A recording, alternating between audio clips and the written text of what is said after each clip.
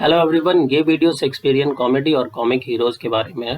William Shakespeare Elizabethan period से belong करते हैं और ये पीरियड इंग्लिश सोसाइटी में के कॉमर्स में, मैरिटाइम पावर में और नेशनल फीलिंग में काफ़ी इंक्रीमेंट लाया। ये जो नेशन था इंग्लैंड, वो एज ए नेशन के रूप में ज़्यादा ही डेवलप हुआ। वो अपने कॉमर्स जो भी डिफरेंट कंट्रीज थे उसके साथ करना स्टार्ट किए। साथ ही साथ जो ओशियन में पावर था वो वहाँ आपको देखने को मिलता है। इस पीरियड से बढ़ना शुरू हुआ और जो कॉलोनाइजेशन का जो कॉन्सेप्ट था यहाँ से डेवलप होना शुरू हुआ।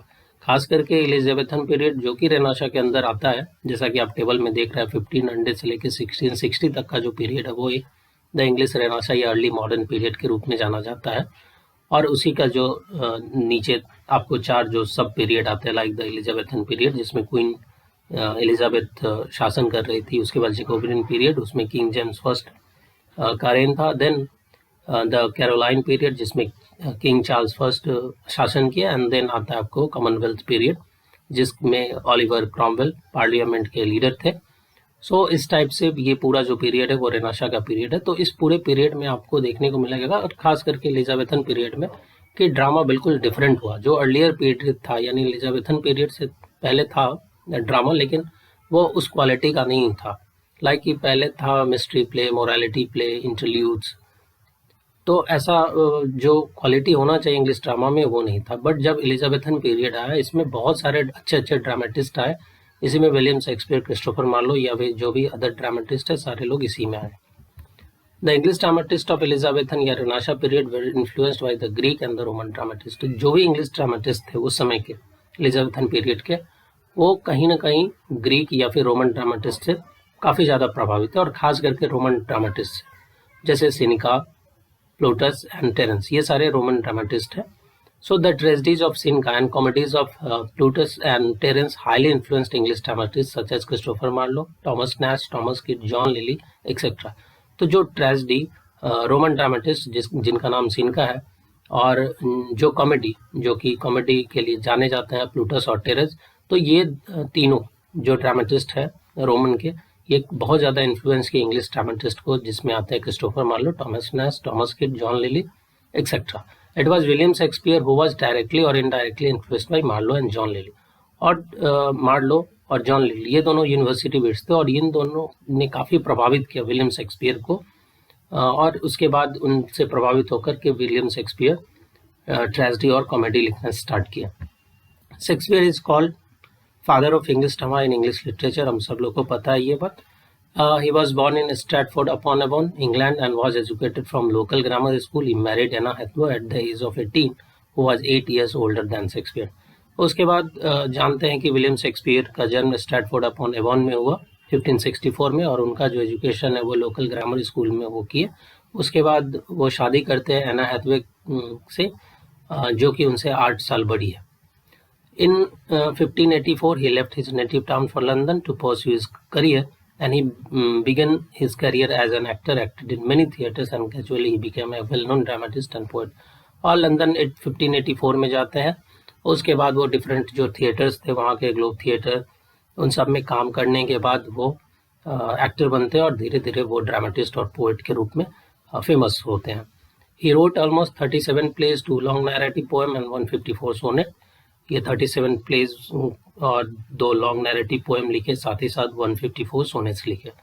और शेक्सपियर को बार्ड ऑफ एवॉन भी कहा जाता है। बार्ड का मतलब होता है पोएट, और ये स्ट्रैटफोर्ड अपॉन एवॉन से आते हैं। एवॉन प्लेस का नाम है, इसीलिए पोएट ऑफ एवॉन भी कह सकते हैं। He is also known as the English national poet, और विलियम शेक्सपियर को इंग्लिश नेशनल पोएट भी कहा जाता है। Shakespeare as a dramatist wrote many comedies under the influence of John Lyly. जैसा कि हम लोग देखें, जॉन लिली खुद इन्फ्लुएंस थे रोमन ड्रामेटिस्ट लाइक प्लूटस और टेरेंस से, और जॉन लिली इन्फ्लुएंस किए विलियम शेक्सपियर को। जॉन लिली एक यूनिवर्सिटी विट्स भी थे। तो lilies comedies establish him as a queen's and कोच फेवरेट ड्रामेटिस्ट। जॉन लिली का उस समय जो कॉमेडी था वो काफ़ी पॉपुलर हुआ विलियम शेक्सपियर से पहले। और जॉन लिली उस समय जो क्वीन थी, क्वीन एलिजाबेथ, और जो भी कोर्ट के अदर जो भी रॉयलिस्ट फैमिली थे, उनके लिए ये समझिए लिली सक्सेसफुल हुए खुद को उसके बीच में इस्टेब्लिश करने से। एक सक्सेसफुल ड्रामेटिस्ट को खुद को इस्टेब्लिश किए John Lyly, and Shakespeare started writing comedies being influenced by the language and pun of the Lyly's comedy. So Lyly's के कॉमेडी में आपको एक डिफरेंट टाइप का लिटरेरी जो स्टाइल है, लाइक की पन, वो देखने को मिलता है, और जो वो चीज़ काफ़ी क्वीन को और जो भी कोर्ट के जो भी लोग फेवरेट थे उनको काफ़ी पसंद आता था। सो उसको शेक्सपियर अडॉप्ट किए अपने प्ले में कॉमेडी लिखने के लिए। तो शेक्सपियर का जो कॉमेडी है वो जॉन लिली से प्रभावित था, और शेक्सपियर का जो ट्रेजेडी है वो क्रिस्टोफर मार्लो से काफ़ी ज़्यादा प्रभावित था। अभी हम लोग कुछ देख लेते हैं, कुछ फेमस जो शेक्सपियर के कॉमेडी है, like comedy of errors, much ado about nothing, twelfth night और what you will, the merchant of Venice, as you like it, the tempest. ये सारे उनके फेमस कॉमेडी है। इसके अलावा भी बहुत सारे हैं, लेकिन ये सारे उन सबसे ज़्यादा फेमस है। Then features of Shakespearean comedy और कॉमिक हीरो। अभी हम लोग देख लेते हैं कौन कौन सा फीचर है शेक्सपियर के जो कॉमेडी है या फिर उनके जो कॉमिक हीरोज़ है उनका। तो शिपरेक ये सबसे बेहतरीन फीचर है शेक्सपियरियन कॉमेडी का। तो आप देखेंगे कि मोस्ट ऑफ शेक्सपियरियन कॉमेडी, बहुत जो भी शेक्सपियरियन कॉमेडी, सारे में नहीं बट ज़्यादातर में आपको शिपरेक मिलेगा। मतलब शिपरेक विच मीन्स समुद्र में आपको शिप का डूबना या शिप का एक्सीडेंट होना, ऐसा मिलेगा। जैसे आप द टेम्पेस्ट में आपको देखने को मिलेगा। फिर आपको ये जो आपका था yes, the tempest, much ado about nothing, then the comedy of error और ट्वेल्थ नाइट और व्हाट यू विल, इन सब में आपको ये चीज़ देखने को मिलेगा। Then separation and reunion. आप उस शिपरेक के बाद या फिर जिस प्ले में शिपरेक नहीं होता है उसमें देखेंगे कि बहुत सारे कैरेक्टर सेपरेट हो जाते हैं एक दूसरे से, और फिर बाद में सबका रीयूनियन होता है। जैसा कि एज यू लाइक इट में देखें कि अगर आप पढ़े हैं तो देखेंगे कि ड्यूक फ्रेडरिक कैसे अपने बड़े भाई ड्यूक सीनियर को बैनिश कर देता है, और बाद में ड्यूक फ्रेडरिक जो बैनिश करते हैं वो फिर बाद में अपने भाई को वो पूरा स्टेट दे देते हैं। तो इस टाइप से सेपरेशन और रीयूनियन होता रहता है शेक्सपियरियन कॉमेडी में। Then disguises and misunderstanding.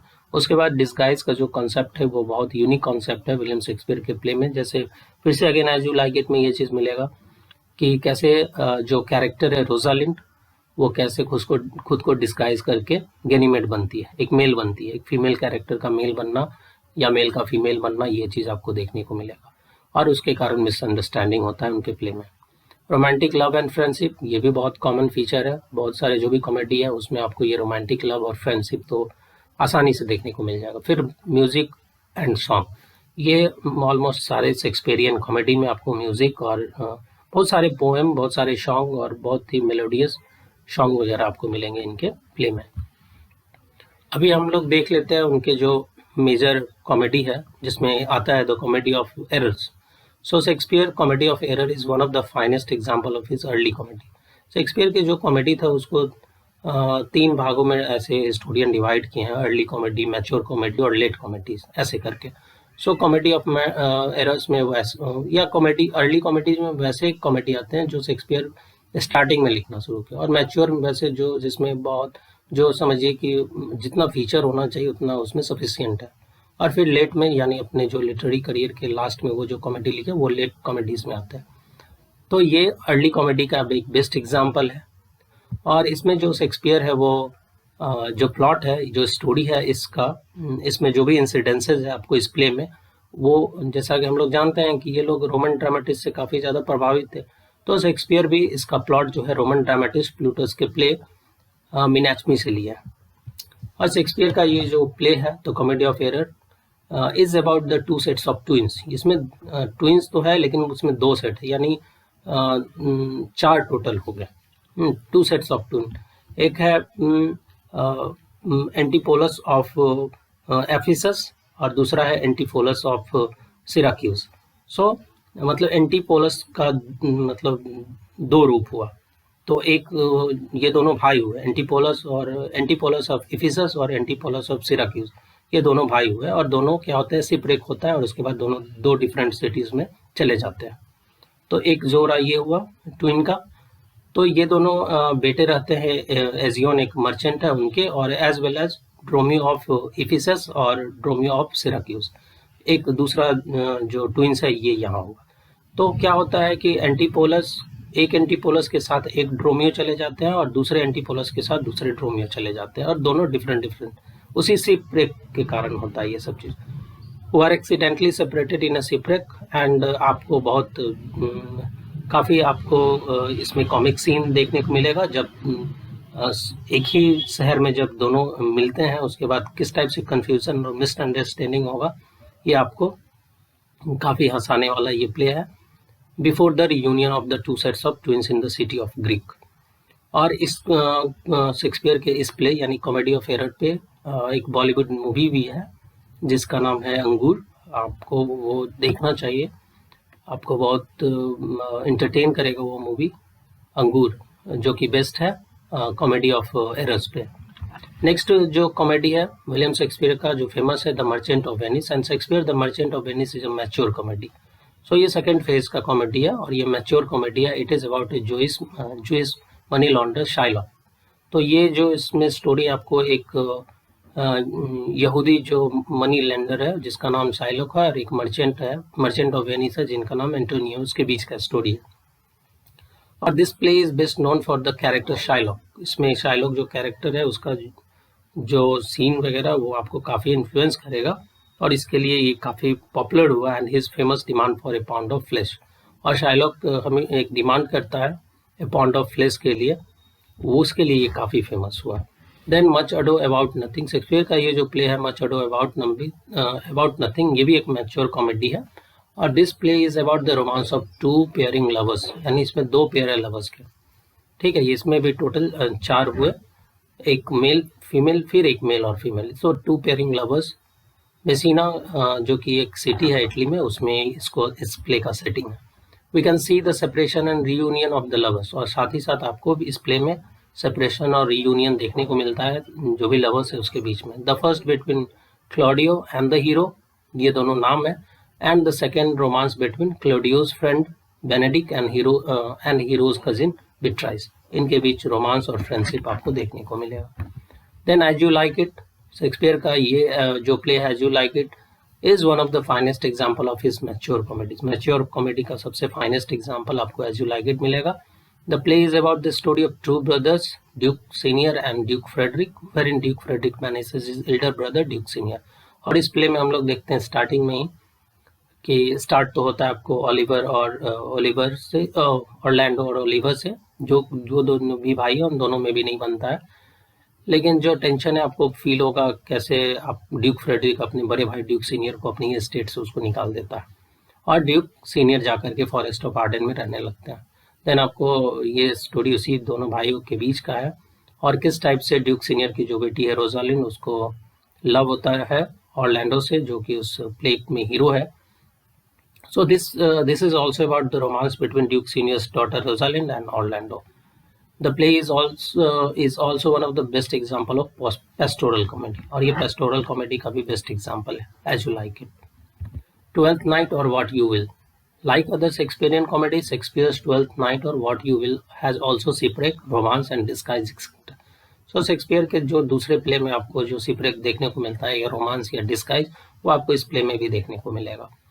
This play is about the twin brother and sister. इसमें दो जुड़वा भाई बहन का कहानी है, एक जुड़वा भाई बहन का कहानी है जो कि ट्विन है और भाई और बहन है, और बहन का नाम वियोला है और उसका भाई सेबेस्टियन। ये लोग भी सेपरेट हो जाते हैं शिपरेक में, जब उनका जहाज डूबता है समुद्र में, उसमें दो डिफरेंट स्टेट में पहुंच जाते हैं और हर एक दूसरे को लगता है कि उसका डेथ हो गया, लेकिन ऐसा नहीं होता है। So Viola being disguised as Cesario falls in love with the Illyrian duke Orsino. इसमें जो बहन है सेबेस्टियन की, उसको प्यार हो जाता है जब ये पहुंचती है इलिरिया, एक स्टेट है जहाँ के ड्यूक ओरिसिनो। तो जब वो उस स्टेट में पहुंचते हैं तो उसको ड्यूक ओरिसिनो से प्यार हो जाता है। हालांकि वायोला जो है वो फीमेल है, लेकिन वो मेल के रूप में खुद को डिस्गाइज करती है, मतलब मेल वाला कपड़ा पहन करके, और ड्यूक ओरिसिनो का पेज बनती है, उसके कोर्ट में काम करना शुरू कर देती है और वहीं से वो उससे प्यार करने लगती है। बट ड्यूक ओरिसिनो एक काउंटेस को प्यार करता है जिसका नाम है ओलिविया, और but Olivia falls in love with Cesario thinking she is a man, और ओलिविया को प्यार हो जाता है सेजेरियो से। उसको लगता है कि वो मिल है, लेकिन एक्चुअल में सिजेरियो कौन है, वायोला है। तो इस टाइप का कंफ्यूजन आपको देखने को मिलेगा इस प्ले में। लास्टली ये प्ले हैप्पीली एंड होता है। The Tempest, Shakespeare's the Tempest is one of the examples of his last comedy, जो थर्ड स्टेज है विलियम शेक्सपियर के कॉमेडी का। तो ये लास्ट कॉमेडी का एक बेहतरीन एग्जांपल है। It is about the story of a father Prospero and his daughter Miranda. तो ये एक फादर और उसकी डॉटर का स्टोरी है। जो फादर का नाम प्रोस्पेरो, उसकी जो डॉटर है उसका नाम मिरांडा है। वो lives on a mysterious island with supernatural element, और ये एक मिस्टीरियस आइलैंड पर रहते हैं। इनके पास कुछ सुपर नेचुरल एलिमेंट्स है, जैसे कि Ariel. And when Miranda was an infant, Prospero younger brother Antonio menaces him. और जब मिरांडा बहुत एज ए इन्फेंट थी, बहुत छोटी बच्ची थी, तो प्रोस्पेरो का जो भाई था एंटोनियो, वो उसको उसके स्टेट से बाहर निकाल देता। हालांकि वो उसको मारना चाहता, लेकिन एनी हाउ प्रोस्पेरो वहां से बच के निकल जाता है अपनी छोटी सी बच्ची मिरांडा को लेकर के, and becomes duke of Milan. So जब वो चला आता है तो ऑटोमेटिक एंटोनियो क्या है, वो ड्यूक ऑफ मिलान बन जाता है। This play also deals with shipwreck separation and reunion, और ये इस प्ले में भी आपको सीप्रेक सेपरेशन और रीयूनियन देखने को मिलेगा। अभी हम देख लेते हैं एक फेमस क्रिटिक को जिन्होंने कमेंट किया विलियम शेक्सपियर पे। तो Shakespeare achievement as a dramatist and poet is unparalleled, and to see it John Dryden has said. John Dryden का एक फेमस कमेंट है जो कि एग्जामिनेशन में आते हैं, ये लाइन।